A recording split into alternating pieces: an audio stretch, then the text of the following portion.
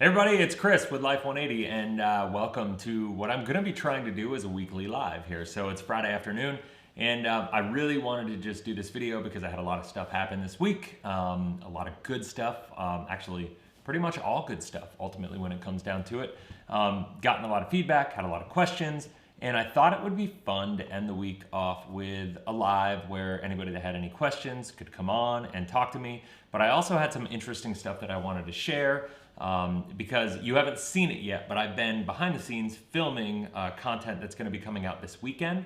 So I wanted to give you a heads up on that. I've got a lot of videos that are coming out about government stimulus, inflation, ultimately how those things are going to impact life insurance policies, impact your personal finances, impact how you make the decisions around money, what's going on. I think there's a lot of fear mongering going on out there about hyperinflation, about inflation in general, about the demise of the dollar.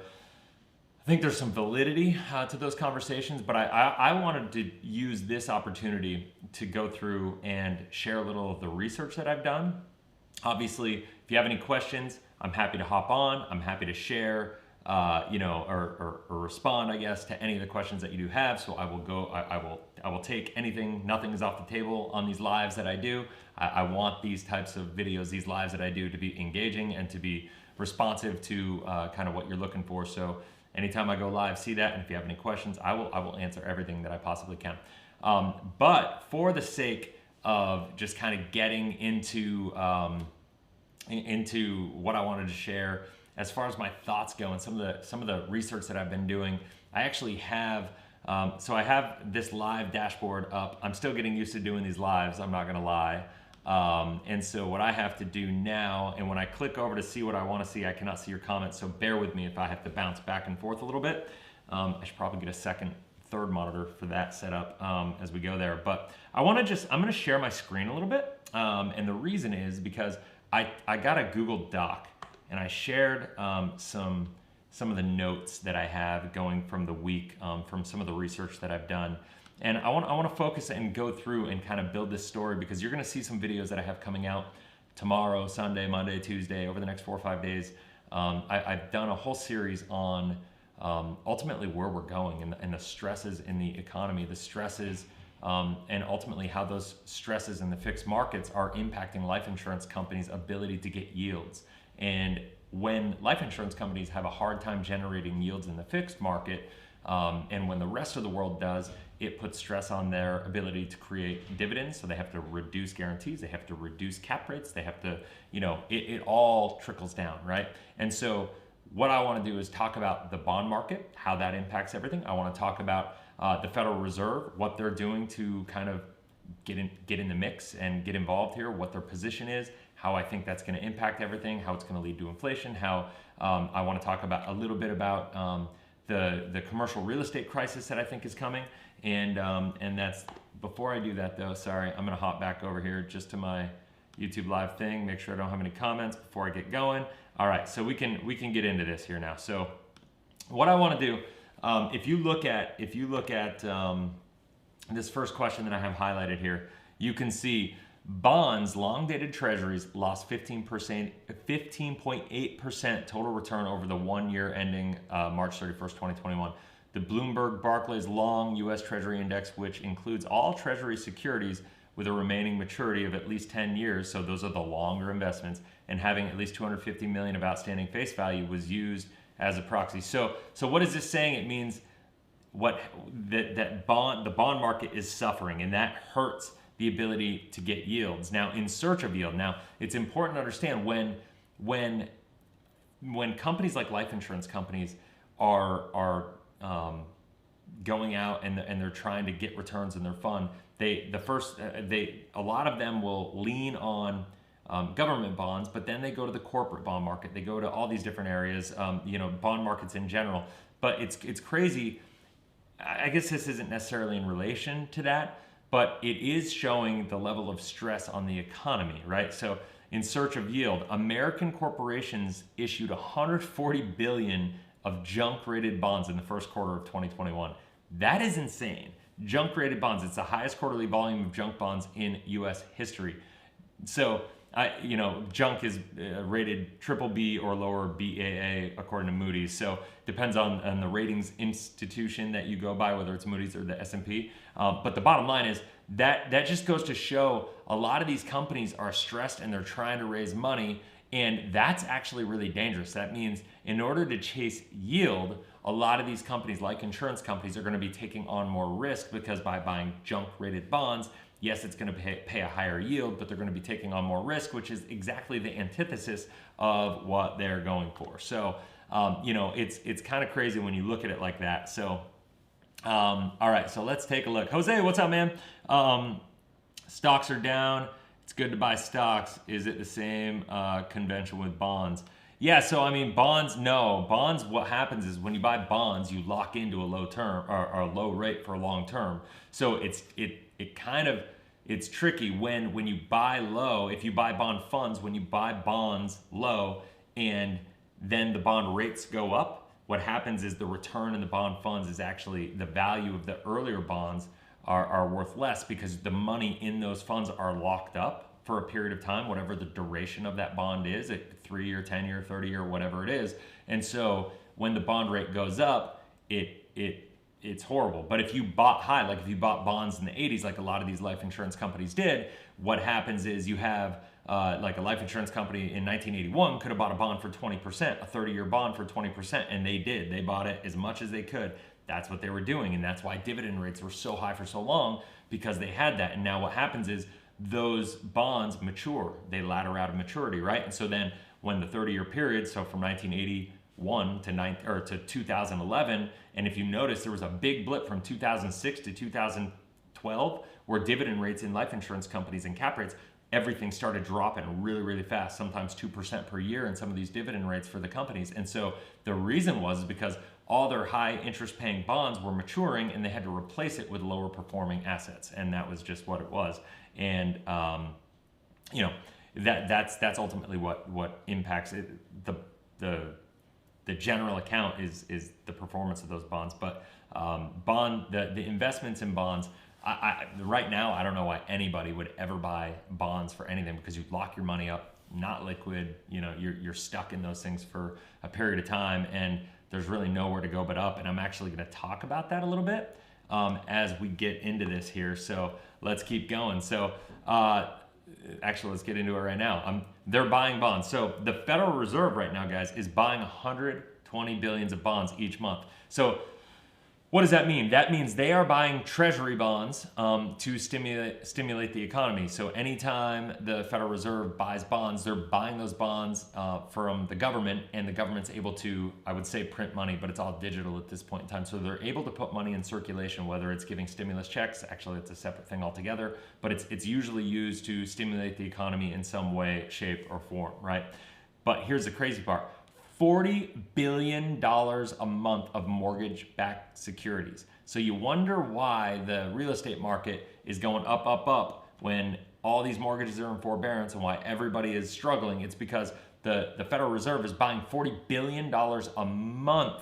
That's almost $500 billion a year in mortgage-backed securities that are designed, though that's what they use to support all these mortgages that are in forbearance. They're guaranteed by the federal government. So what happens is, in order for the federal government to guarantee those, the Federal Reserve has to go in, buy mortgage-backed securities. That's what keeps the market inflated. That's what, that's what keeps the bubble going, right? And eventually that has to come to an end. Now, here's the scary part to me. Federal targets. So Chairman Jerome Powell on March 17th, post-meeting press conference, said the Federal Reserve will not raise interest rates until our nation records a 3.5% unemployment rate and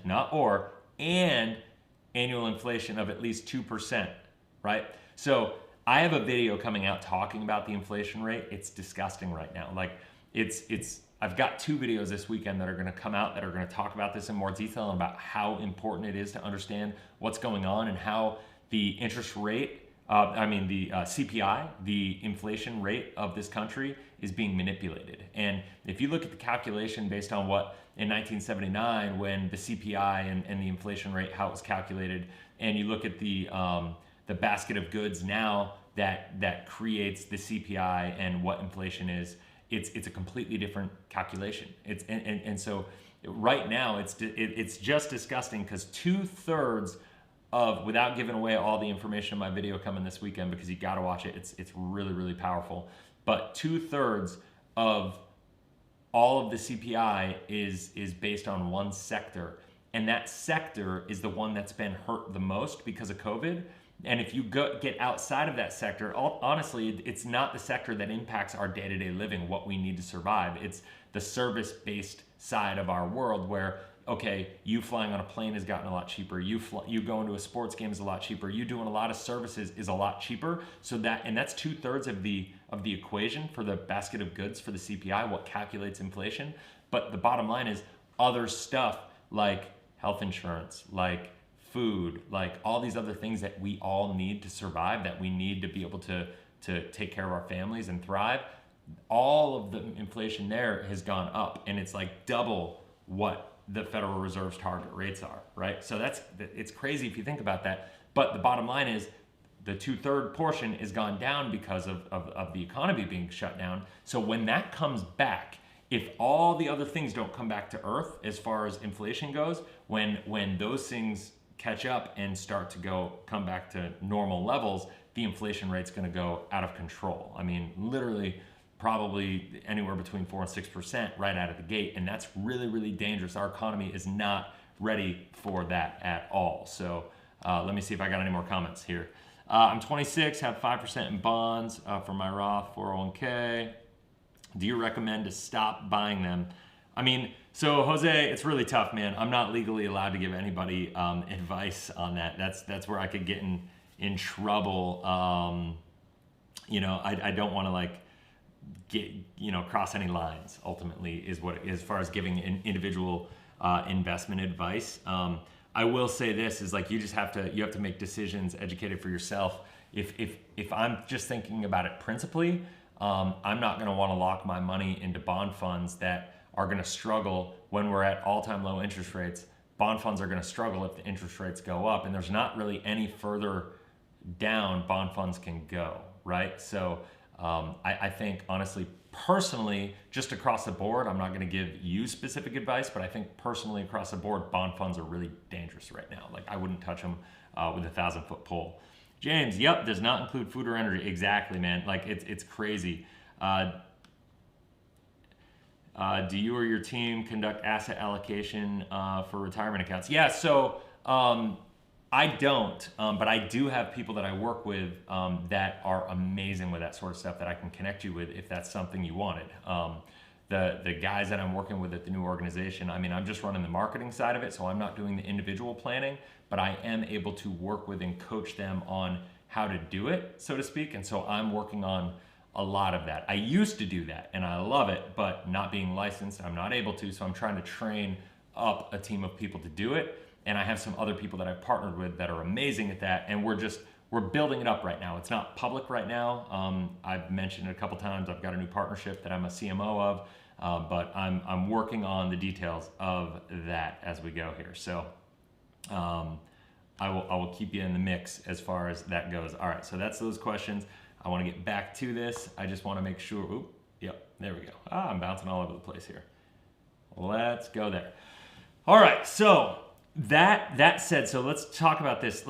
This is just crazy. So the jobless rate at the end of March was 6%. So we basically got to cut unemployment in half of where it is today to be able to raise the federal funds rate. But the bottom line is, I got news for you. That's not going to happen anytime soon. It's kind of crazy. So now let's get into the wealthiest. The top 10% of all U.S. households, as measured by net worth, own 70% of all the assets nationwide. So think about that. The top 10% of America owns 70% of all the assets. Now, I always hear there's a growing gap between the wealthy and the middle class, and that is true. My problem with the people that hate that have a problem with it is they want to put the blame in the wrong place. They want to blame corporate America. Corporate America is just, they're operating by a different set of rules. I was just talking to a CPA yesterday, and we were having this conversation about what he does for his clients. He's a really outside the box thinker when it comes to helping people with their taxes. And he's like, listen, I do things for my clients that that these multimillionaires and these corporations, they lobby to get these tax breaks into their company so they can get millions and millions and millions of dollars of tax breaks, and it's what helps them. But the reason like middle class struggles is because they don't realize all the abilities that they have to take advantage of the same loopholes. They just have to know how and what to do, right? And so that's what he helps people do. I was fascinated. I think I'm actually going to switch and use this guy for my taxes because he seemed really, really on the game. So I got to interview him a little more and figure it out. But the bottom line is there's opportunity across the board. Financial structure, the reason that the wealthy are becoming wealthier and wealthier is because when the market struggles, like last year when the market went down 35%, and a lot of middle class America was struggling and just trying to survive, Elon Musk, the Jeff Bezoses of the world, they all made literally billions and billions of dollars, and they did so because they were positioned to double down and make good, solid financial decisions when everybody else was acting in desperation and making reactive emotional decisions to the market, right? And so I'm a big believer, this is why I believe in what I believe in as far as using whole life insurance, is because it's a good, solid financial fortress that's gonna compound your money uninterrupted. And when you look at it that way, you're not trying to earn the 10 to 15 or 20% opportunities, hits here and there. You're just getting good, consistent growth, and you wait for the right opportunity to buy. And here's the beautiful thing, that it works both sides of it. If you just have 3 or 4 good years where you just knock it out of the park and you find amazing opportunities where you can get that 50 to 100% return in a year to 3 year period, then you make it so on the other years you have 4%, 6%, and then at the same time you never have a down year. That's how you can create wealth. That's how you get uninterrupted compounding interest. The part about people saying that IULs have uninterrupted compounding interest because of the indexing component to it and having the downside protection, you still have, it's still not uninterrupted compounding, because what happens is you still have the fees inside of the insurance and all that stuff. And if there's a 0 year, you're having 0 plus you have out of the money you're putting into the policy, you have the expenses in that. So it's actually not a pure uninterrupted compounding when you break it down like that. So I hope that makes sense. But I could do another video on that another time, I suppose. Let's see. Okay, no other questions yet. So let me keep going here. Hopefully, guys, this is finding, everybody's finding value. But I'm doing this video because this is a lot of the research that I did this week that's leading me down, and I'm not going to cover all of the thoughts that I had because I made a lot of videos on this. I probably filmed an hour worth of content just on these topics alone that get deep dive as how it relates to your personal financial decisions and what's going to happen here. I think in the next coming years, whether it's 6 months to several years, we'll see. But the bottom line is, think about it this way: the bottom 50% of the U.S. owns just 2% of all the assets. So it's kind of crazy, it's kind of disgusting in a way. But the bottom line is, it doesn't need to be this way. This one little statement right here is why I'm so passionate about what I do, because the bottom line is anybody can regain control of their financial life. Anybody has the ability to get in and do it differently, make different decisions, set their financial structure up differently, reallocate their assets, make their financial life more efficient. Well, I did a video last week. I don't know if you saw it. If you haven't, go back, look at it. But it's the biggest mistake people make with their money who have under $100,000 in savings, and that is a lack of financial efficiency. Too many people are taught the younger you are, the more risk you can take. Well, the reality is the younger you are, the less risk you have to take because you have time on your side. Compounding interest is an amazing thing. If the bottom line is the younger you are, the nature of taking more risk means you have a higher opportunity for loss, right? And so loss is interrupting compounding. So those two thoughts like go against each other, right? They fight against each other. And so think about it this way: if you had $50,000 saved and you're trying to chase 12% returns, on an average basis, which I know a lot of people do, just going and operating more efficiently by $500 a month and finding the money you're losing unknowingly, unnecessary, fixing the leaks in your financial world and finding $500 a month, which is $6,000 a year, that's the equivalent, without any risk, just by buttoning things up and being more efficient, that's the equivalent of a 12% rate of return on a $50,000 investment. And so the beautiful thing is you could do that without taking any risk at all, and so that's a wonderful thing. So, all right, let's try to keep this going. Let me see if I have anything here. Any other comments? No other comments. Let's get rolling. So now this is what I want to talk about now.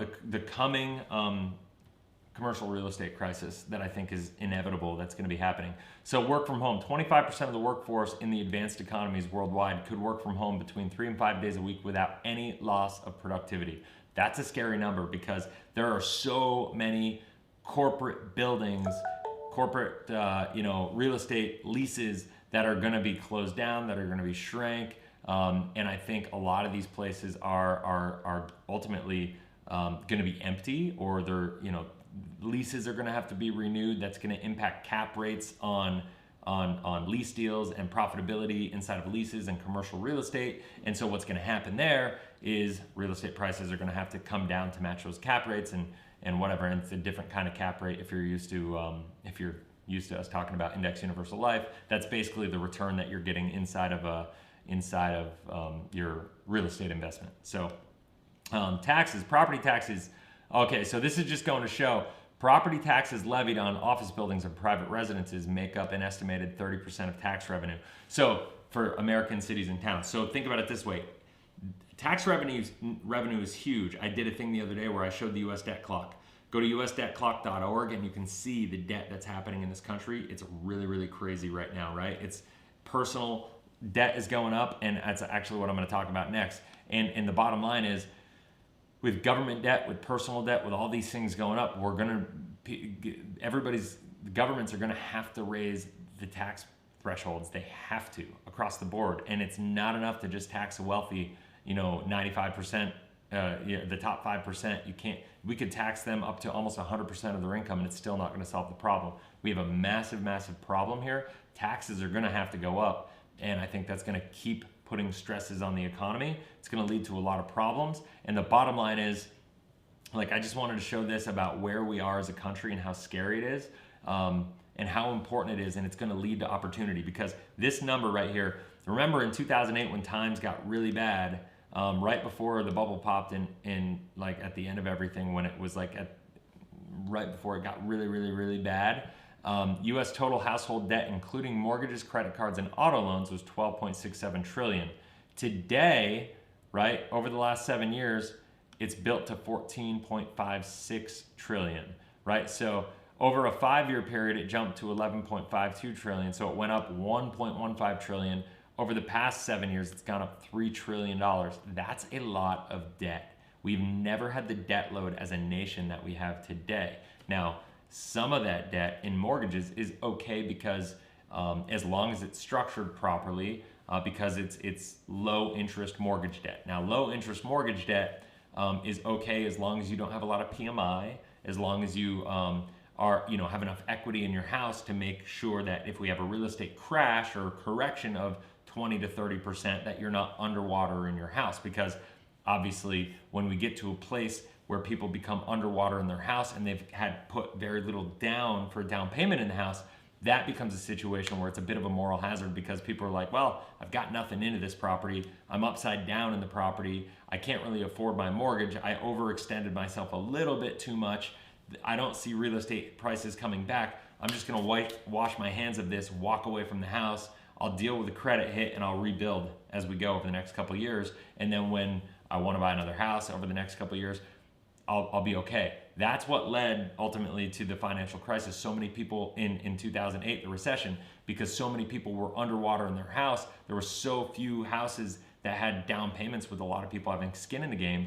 And ultimately, that's why people walked away from their homes at such a rate, because if you're underwater and you had nothing in the table at all, and you know that you're going to be paying for this mortgage where it's going to take 10 years just to get back to even, why are you going to do that? I mean, it just financially just doesn't make any sense. Emotionally, I guess there's a lot of reasons to stay there, but it is what it is. So at the end of the day, what I want to kind of tell you is think about it this way, and then I'm going to end with this on these thoughts. Is the bottom line is we're coming into some crazy times right now. How the government, passes these laws and the stimulus bills and what they do to support Americans with entitlements, how it impacts inflation, how the Federal Reserve responds to everything, what they set their benchmarks, how people understand inflation. I think it's way worse than inflation. I think we're at stagflation. And stagflation is simply the concept of the cost of everything is going up. So inflation is going up, but the bottom line is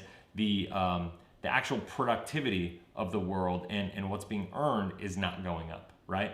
And so when the costs around us go up because of printed money and all that stuff, but productivity doesn't go up, it's called stagflation, and that has a much more negative impact on our quality of life. And let's face it, that's what we all care about, is a quality of life and making sure that we all have an opportunity to just live free and thrive and go out and create. And that's at least where I kind of come from. So anyway, I hope that makes sense. If anybody has any questions, I'm happy to answer one or two, and then I'm gonna hop off here. But just wanted to hop on here on a Friday afternoon, say hey to everybody, kind of share this information because I think it's really interesting. And so I think I'm gonna do this on a weekly basis. If everybody thinks so, just let me know if you found value in this, if you found it kind of to be fun.